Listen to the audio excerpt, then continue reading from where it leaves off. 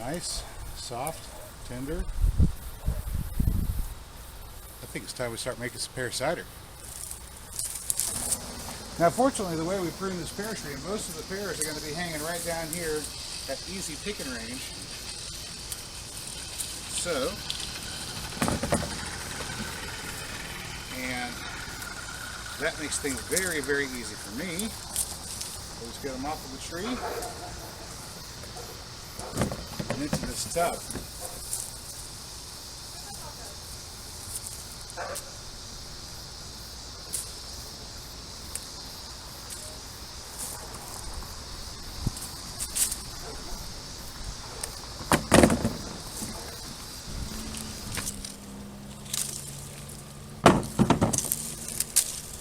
That's a big one. When you lift them up and they just separate off like that, you know they're ripe.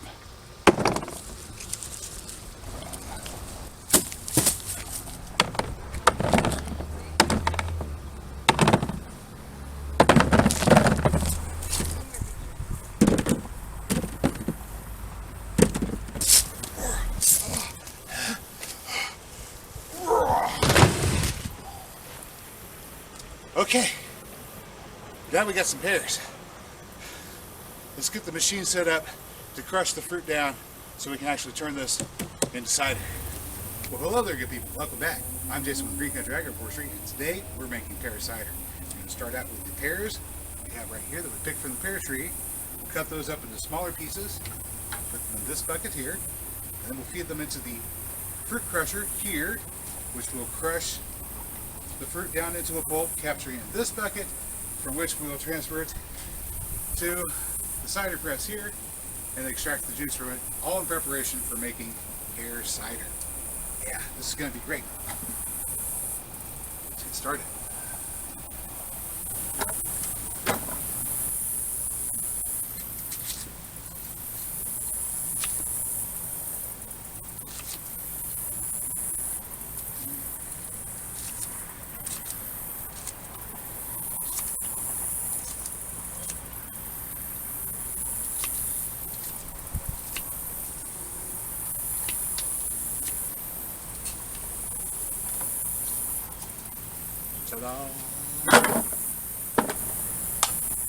Alright, this is going to take me a minute or two, so let me go ahead and get these cut up, and I'll get back with you, and we'll show you the crushing.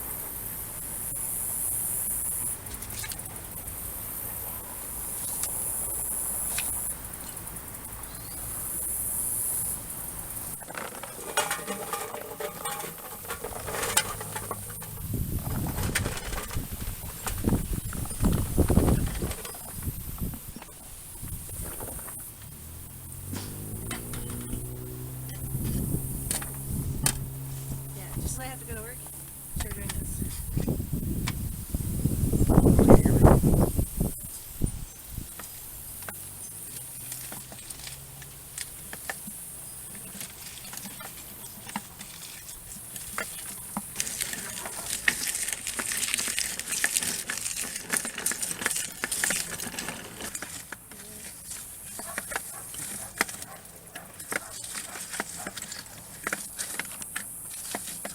Ready to press.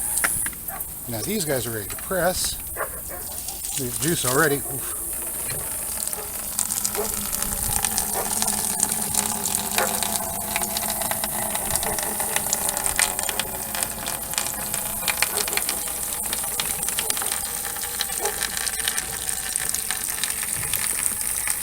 Ooh.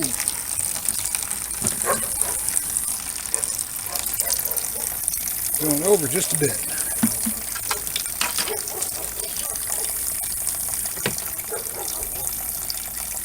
Alright, those blocks on that. Putting on a few, privet, that.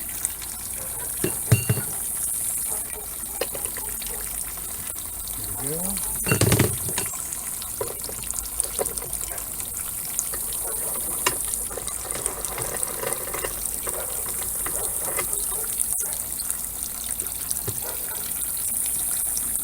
Are you with us so far?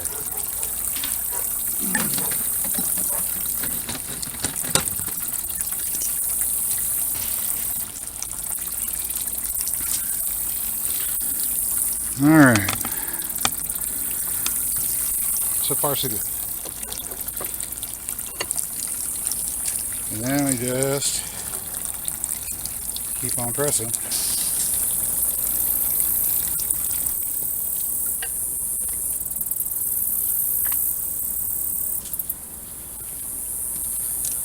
Alrighty, we're slowing down. A couple of years ago, I was making wooden crates for DVDs, and occasionally I had some odds and ends and pieces that I gather. I never threw them away, so they'll come in handy now. Back this screw off.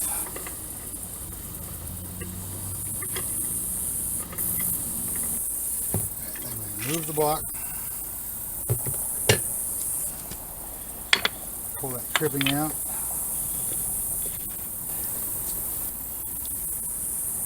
And we have the top of the press here. Alright. I think we can press a little bit more out of that. And I still have a little bit of fruit left in this bucket here, so I'm going to go ahead and add that fruit in. Letting that sit for about a day really helped out. Smells like it's starting to ferment already, actually. Let's go ahead and get our box back in place on top. Yeah. That one in. Just like that. Alright. Let's try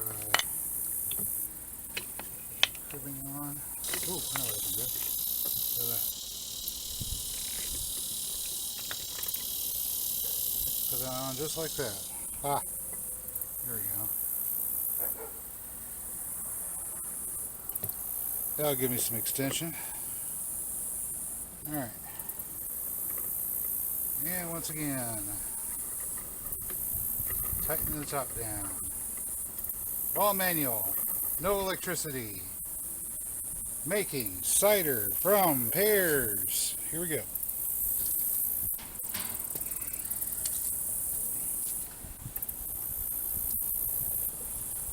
Then we just turn the crank, apply the pressure, and squeeze that fruit that's been sitting there in the bucket for a day, about 80 degrees out, lid on. Some of it had already turned, and the rest of it exposed to the amylase enzymes that are in that fruit have also begun to turn into sugars instead of starches. Now we're going to squeeze those sugars out.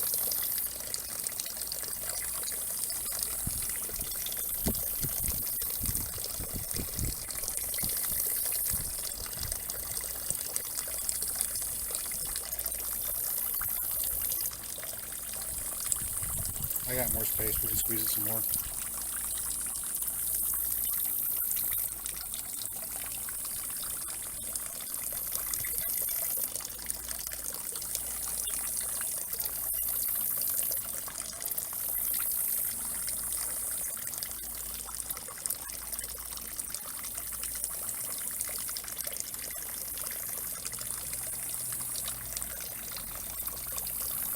You can see the juice rising up in between the boards here in the press.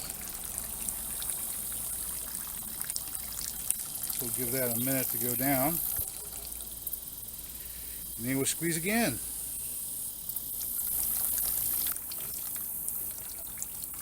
That's a half turn. Oop, I might not be able to get more than 3/4 out. 3/4 of a turn. Ooh. 3/4 of a turn, guys. Oh, no. I can get a little bit more. Get a little bit more. All right, there's one full turn.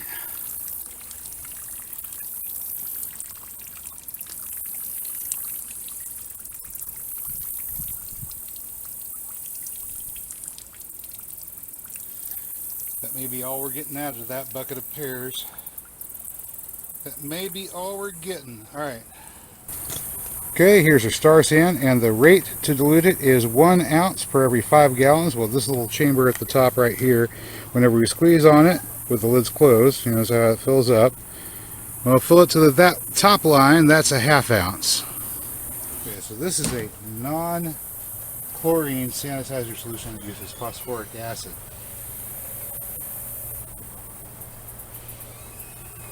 Okay, there's one. Put this lid on here so we don't have an accidental splash. I'm just going to go ahead and fill it back up again. Look at that. Isn't that something? Fills up really quick. That's 2. Isn't that nifty? That's the way you measure out your portion so you know you have just enough. That's enough for 5 gallons. That should be just fine for sanitizing the carboy.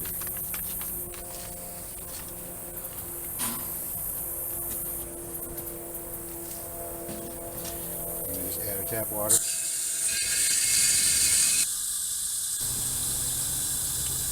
Alright, now we've got our cider, our raw cider, pressed out of the pears, and we're going to add a little bit of seasoning to them. This is a pound of ginger root that I've got in this plastic baggie here. 1 pound of ginger root that we will grate up and add with this bowl and this grater to this stainless steel kettle. Now we're going to use the stainless steel kettle on our grill out back to heat up and make a tea out of the pear juice and ginger root. This of course will sterilize it so that we will not have any stray wandering bacterium or yeast living in it whenever we go to inoculate it with our sample of yeast that we wild caught and I believe is going to make a really good cider. Alright, so here we go.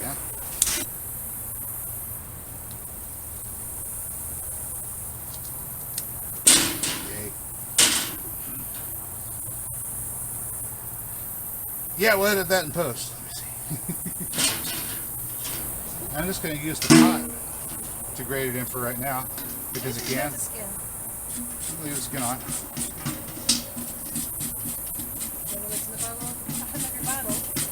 Oh, we'll transfer the brew at a certain point to get it off of the detritus that has been sitting on as it ferments. Some of that will be dead yeast. Some of that will be, of course, the leftover ginger. All right, so there we go. There is a 1/2 pound of grated ginger right there. Yum yum. Pour it into that kettle. So this is a 3-gallon kettle, and we're putting 2.5 gallons ish of liquid into it. Trying to eyeball it there because I didn't use a quart measure or anything. We'll just cover this up. Canning jar would probably work. Yeah.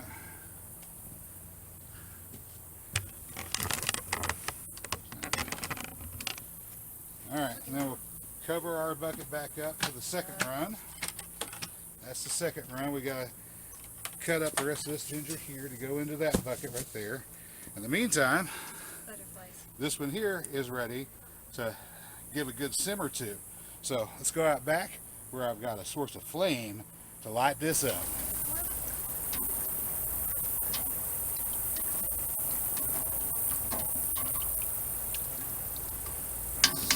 Alright, this contraption here is called an airlock.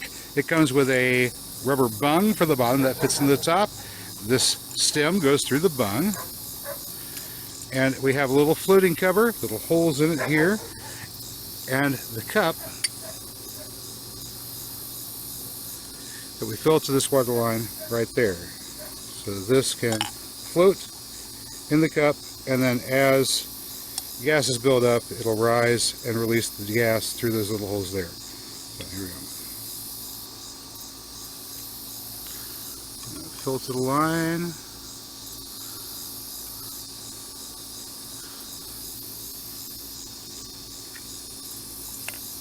Just like that.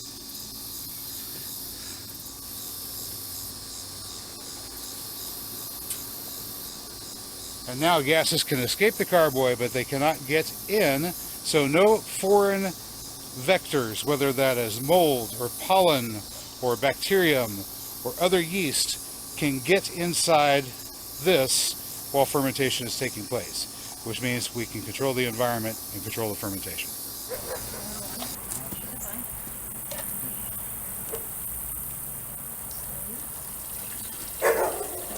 gold flashing as possible. Your fuel is gold. So is cider.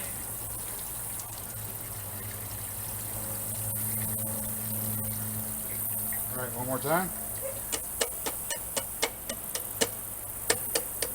Make it probably spicy. There's a juice in it.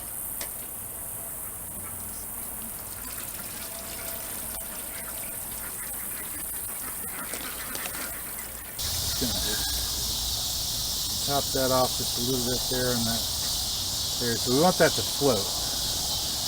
And then whenever the CO2 gas is released by the yeast working inside there, it builds up, it lifts up that little plastic bubble at the top.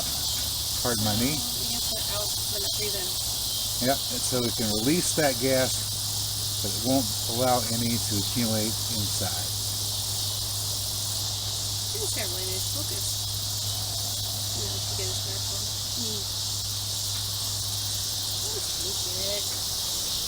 Shooting.